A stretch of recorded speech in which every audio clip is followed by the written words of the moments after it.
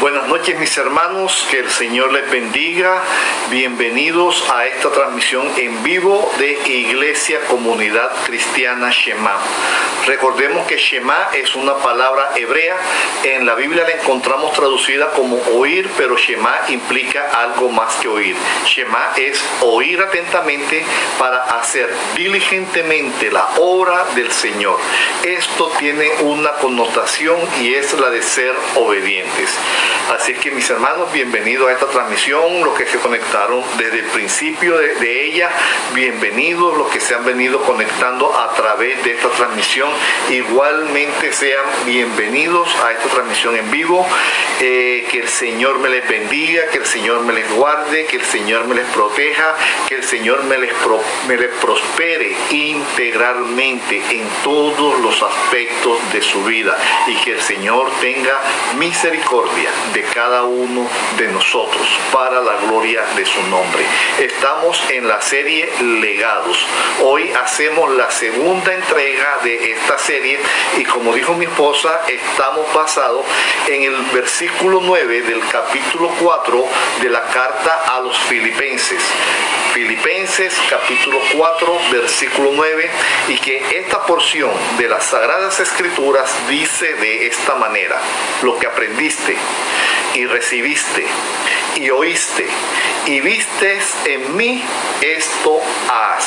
Lo escribió el apóstol Pablo, dirigido a la iglesia de los Filipenses, pero también está dirigido, mi hermano y mi hermana, para ti y para mí, para que lo que hemos aprendido, lo que hemos recibido, lo que hemos oído y lo que hemos visto del Señor, esto hagamos.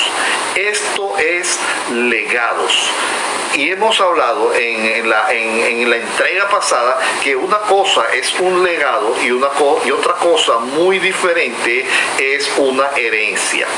Que el Señor a la iglesia, a nosotros, a sus hijos, no solamente nos ha dejado un legado, sino que también nos ha dado una herencia. O que no solamente nos ha dado una herencia, sino que también nos ha dado un legado.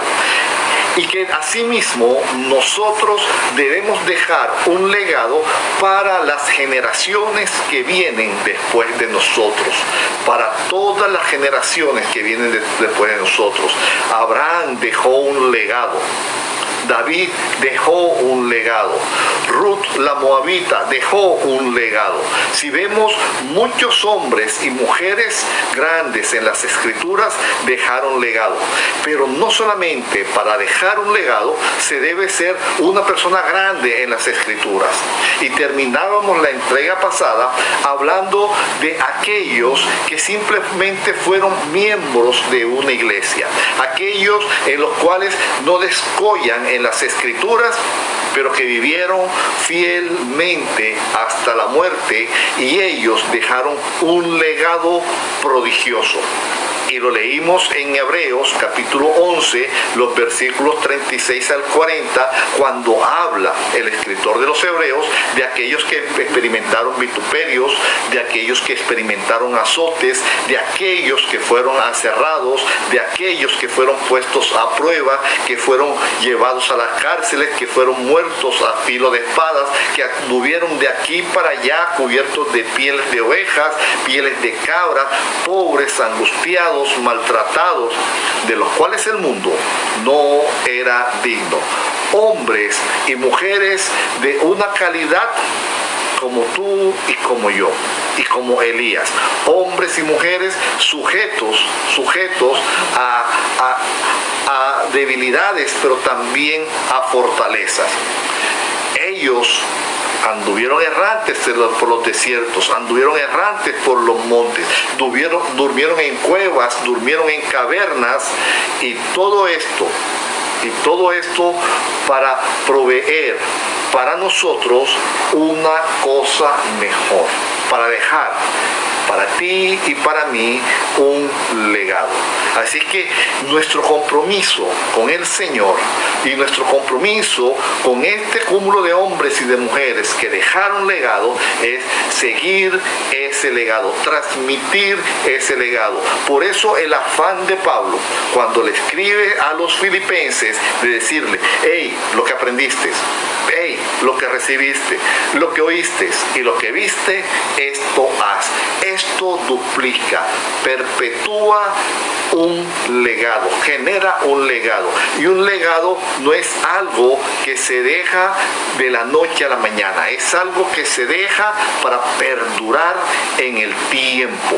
Un legado es algo que dejamos y que va a perdurar en el tiempo, que no se va a consumir ni en la primera ni en la segunda generación, sino que va a durar por siempre.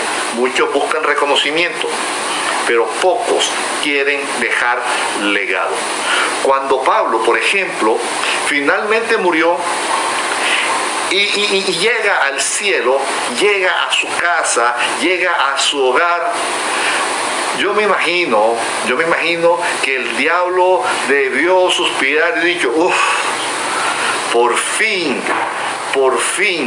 de todos los que han seguido al Señor, ¡ay, qué hombre tan incansable!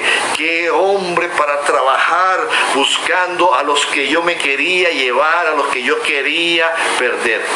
El apóstol Pablo comenzó una vida cristiana bastante tarde para su época, pero sin embargo él dejó un legado.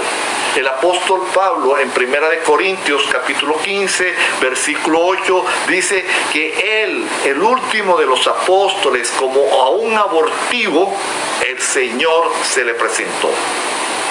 Ya, lo último, en las postrimerías, el Señor se le manifiesta y llama al apóstol Pablo. Dicen los historiadores que aproximadamente Pablo debía tener en esa época unos 30 años. Quizás de la misma edad tuya, quizás un poco mayor o quizás un poco menor, pero el ministerio del apóstol Pablo duró otros 30 años aproximadamente. Pablo, según los historiadores, muere más o menos a los 60 años de edad. Pero en 30 años de ministerio, y es bueno que vayamos pensando cuántos años llevamos en la vida cristiana. En 30 años de ministerio, Pablo dejó un legado a mucha gente. Imagine usted cuánta gente pudo haber ido a la tumba del apóstol Pablo. ¿Cuántos hijos espirituales dejó Pablo después de 30 años de incansable trabajo para alcanzar a los perdidos? Después de 30 años de ser una piedra en el zapato para Satanás, arrancando almas que iban a la perdición, con tal de dejar un legado. Y vaya qué legado. Más de la mitad de los libros en las Escrituras que leemos en el Nuevo Testamento llevan la rúbrica del apóstol Pablo. Y muy acertadamente, sabiendo el apóstol Pablo que deja un legado en 2 de Timoteo capítulo 4 versículo 7, y valga decir nuevamente que es la segunda carta a Timoteo, es la última carta que Pablo escribe. Es la carta que él escribe sabiendo, conociendo, anunciando que su muerte está próxima, que su muerte y que los días de su vida ya están contados. Y él, como un anticipo del epitafio que quiere para su tumba, y que yo siempre he considerado que es el epitafio que debe estar en la tumba de todo cristiano, escribe: he peleado la buena batalla, he acabado la carrera, he guardado la fe. Y a riesgo de ser blasfemo, habría que decir que esto, lo que Pablo escribe aquí, se resume en: he dejado un legado. Un legado que, como toda característica y esencia del legado, ha trascendido las generaciones desde Pablo, llegando a la nuestra y aún más, yendo más allá de nuestras generaciones. Eso es dejar un legado. 30 años de ministerio con un legado tremendamente grande, tremendamente rico, tremendamente abundante en enseñanzas y en muchas cosas que Pablo nos está dejando y diciendo. Así es que bien pudiéramos nosotros pensar que cuando Pablo le escribe a los filipenses en el capítulo 4, el versículo 9, también nos los está escribiendo a nosotros. Te lo está escribiendo a ti, me lo está escribiendo a mí y nos está diciendo: hey, lo que aprendiste, lo que recibiste, lo que oíste, lo que viste, lo que leíste de mí en las Escrituras, esto haced. Así que la vida de Pablo es apenas uno de los ejemplos que, para dejar un legado importante, un legado impactante, un legado trascendental, no es necesario una gran cantidad de días. No es la cantidad de días en nuestras vidas lo que importa para dejar un legado. Lo que importa es la cantidad de vida que invirtamos en nuestros días, digámoslo así, en nuestros días, para dejar un legado. Me llama la atención, ¿usted sabe cuál fue en las Escrituras el hombre más longevo, el hombre que vivió más años? El hombre que murió a más avanzada edad, ¿sabe usted quién fue? Sí, exactamente, ha acertado, fue Matusalén. Por eso, muy coloquialmente se dice: tiene más años que Matusalén, es más viejo que Matusalén.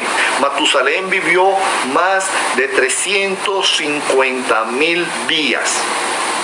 Y usted puede sacar la cuenta de esos 350,000 días a razón de 360 días por año, de acuerdo al calendario lunar hebreo. O lo puede sacar, si usted quiere, no se preocupe, no va a blasfemar contra el Señor si lo saca a razón de 365 días el año, de acuerdo al calendario gregoriano.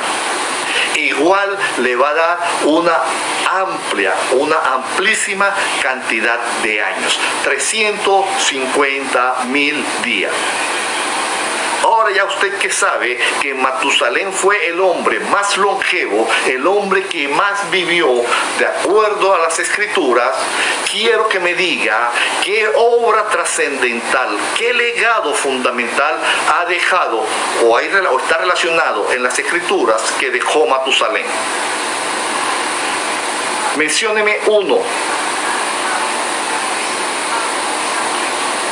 Puede ir a las Escrituras, puede ir a Génesis, puede leer sobre la vida de Matusalén.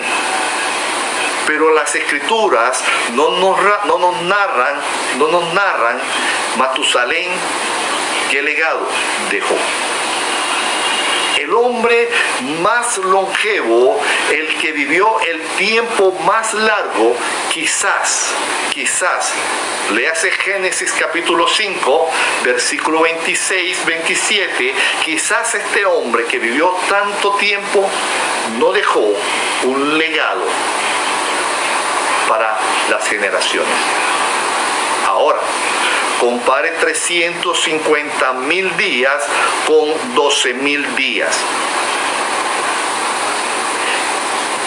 Es quizás, si la memoria no me falla, 30 veces menos aproximadamente. Aproximadamente 30 veces menos. 12,000 días es aproximadamente los días que vivió Jesús. 30 veces menos que Matusalén. Y Jesús es el mejor ejemplo para mostrarnos que no es la cantidad de días en nuestras vidas lo que importa, sino es la cantidad de vida en nuestros días lo fundamental para dejar un legado. Con tan solo 33 años, Jesús hizo que esos 12,000 días valieran la pena. Es mejor, voy a decirlo mejor de esta forma, es mejor ir por un sendero corto y productivo en la vida como Jesús que por un sendero largo pero improductivo como fue en lo que nos narra la vida de Matusalén. No encontramos legado en Matusalén, encontramos legado en Enoc, encontramos legado en Abraham, encontramos legado en Abel, encontramos legado en Noé, pero en el hombre más longevo no encontramos un legado. Y debemos enfocar nuestras vidas en dejar un legado. Enfocamos nuestras vidas muchas veces en tener reconocimiento, pero no enfocamos nuestras vidas en dejar un legado. Enfocamos nuestras vidas en ser famosos. Quisiéramos servirle poderosamente al Señor a través de un ministerio grandísimo para que nuestro nombre sea reconocido. Reconocimiento. Pero ¿qué queremos dejar a las futuras generaciones? ¿Qué legado queremos dejar? Así que debemos cuidarnos, como dice Proverbios capítulo 13, versículo 20, debemos cuidarnos con quién andamos, con quién nos rodeamos. Este Proverbio 13:20 dice que el que anda con sabios, sabio será, mas el que se junta con necios será quebrantado. El mal perseguirá a los pecadores, mas los justos serán premiados con el bien. Indudablemente, este proverbio nos llama a dejar un legado, a ir por un camino en el cual o a través del cual vamos sembrando y vamos dejando una estela de conocimiento, de consejos, de impactar positivamente en la vida de otro o de otros para dejar con ellos o con ello un legado. Sigue diciendo el proverbio, el bueno dejará herederos a los hijos de sus hijos, pero la riqueza del pecador está guardada para el justo. Sigue diciendo, en el barbecho de los pobres hay mucho pan, mas se pierde por falta de juicio. Tenemos la posibilidad, tenemos la capacidad, nos es dado de parte del Señor dejar legados, independientemente de nuestras condiciones. Pero muchas veces la autocompasión, el creernos menos, el no tomar la autoridad que el Señor nos ha dado, hace que ese pan, que esa producción, que esa capacidad que tenemos de impactar positivamente en nuestro alrededor se pierda por falta de ejercer y de adaptar y de acatar y de entender que el Señor nos ha dado una autoridad y una misión que debemos cumplir. Dios nos está llamando a dejar legado. Por otro lado, Eclesiastés capítulo 5, versículo 13 y versículo 14 dice que hay un mal doloroso que el escritor de Eclesiastés, el propio Salomón, dice que ha visto debajo del sol. Escúcheme, qué mal tan doloroso, las riquezas guardadas por sus dueños para su mal. Estas riquezas se pierden en malas ocupaciones y a los hijos que engendraron nada les queda. entiende cuál es la importancia de dejar un legado y no dejar una herencia. No estoy diciendo que dejar una herencia sea malo. No, es bueno, es importante que dejemos una herencia a nuestros hijos. Pero es más importante, es más diciente, es más útil dejar un legado. Aquel hombre, aquella mujer, aquella familia, aquellas personas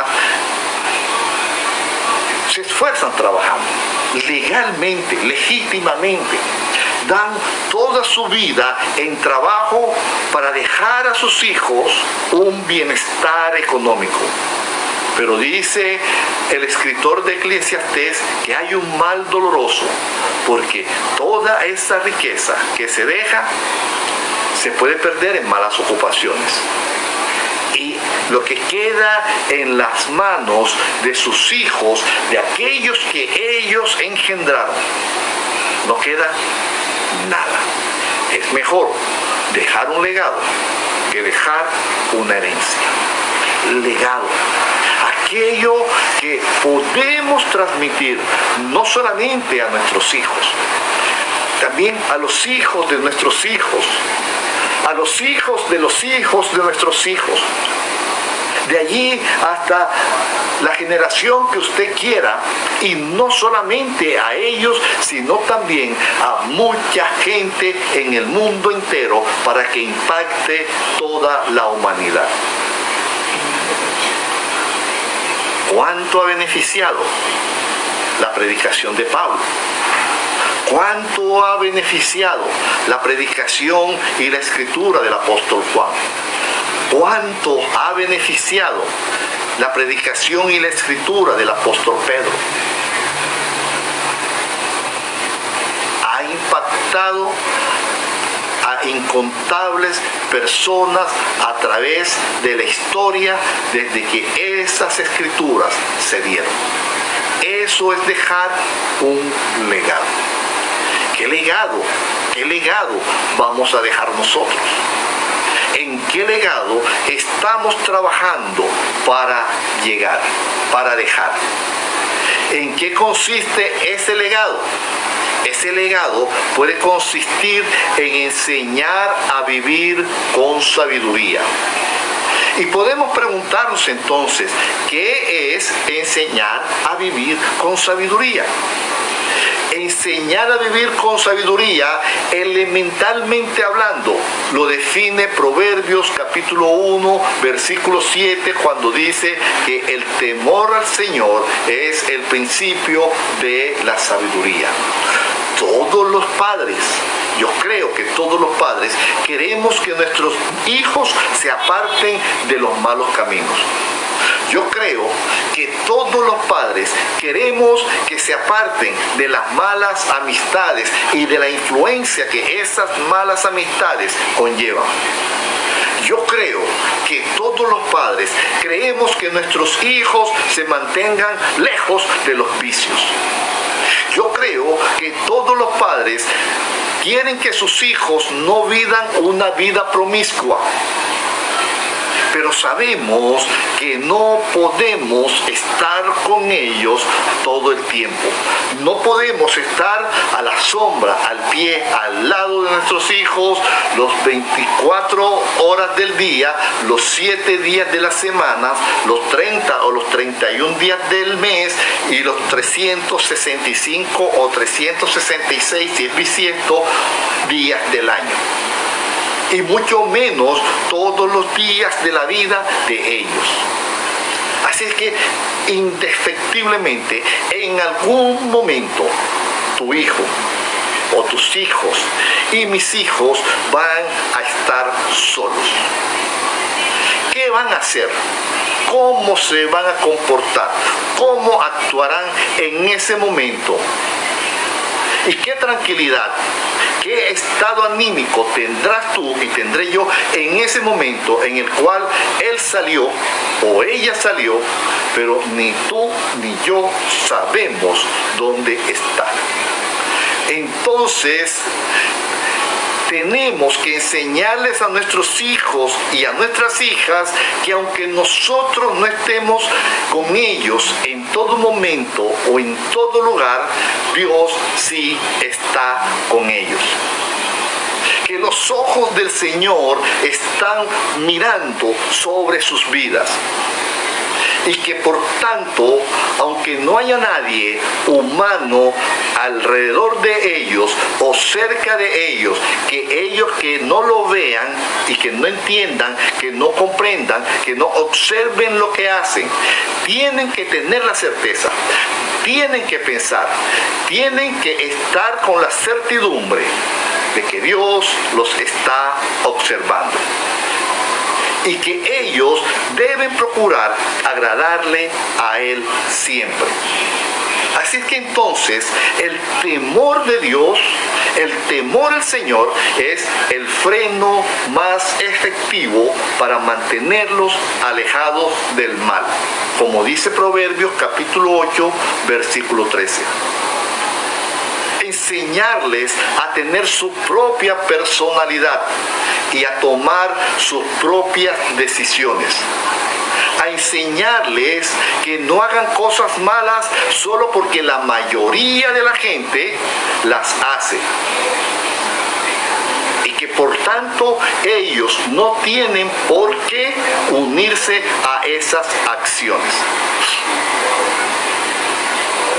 Me llama la atención, hablando de el ir con la corriente, que si estudiamos la vida de los profetas, todos ellos iban contra la corriente del mundo en su momento y en su tiempo histórico, incluyendo a Jesús.